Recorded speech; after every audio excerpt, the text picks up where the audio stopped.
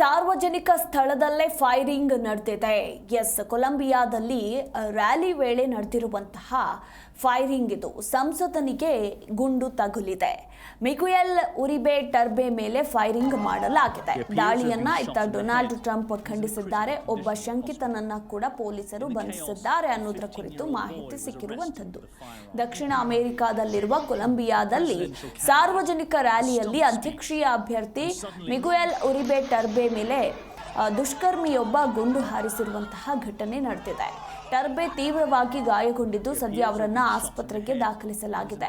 ಇನ್ನು ಒಬ್ಬ ಶಂಕಿತನನ್ನ ಬಂಧಿಸಲಾಗಿದೆ. ಅಧ್ಯಕ್ಷರ ಕಚೇರಿ ಹಿಂಸಾಚಾರವನ್ನ ಖಂಡಿಸಿದ್ದು ಮಿಗುಯೆಲ್ ತಲೆಗೆ ಗುಂಡು ಹಾರಿಸಲಾಗಿದೆ ಅಂತ ಡೆಮಾಕ್ರೆಟಿಕ್ ಸೆಂಟರ್ ಪಕ್ಷ ಹೇಳಿಕೆಯನ್ನ ಕೊಟ್ಟಿದೆ.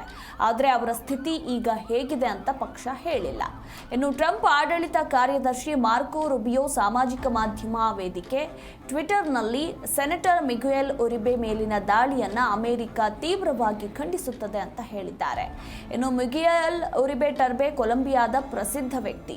ಅವರು ಪ್ರಮುಖ ರಾಜಕೀಯ ಕುಟುಂಬದಿಂದ ಬಂದವರು. ಅವರ ತಂದೆ ಓರ್ವ ಉದ್ಯಮಿ ಮತ್ತು ಯೂನಿಯನ್ ನಾಯಕರಾಗಿದ್ದರು.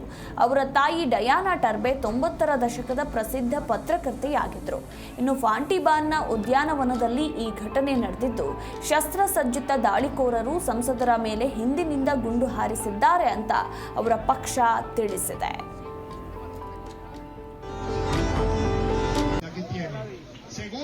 A presidential candidate, a stump speech, and suddenly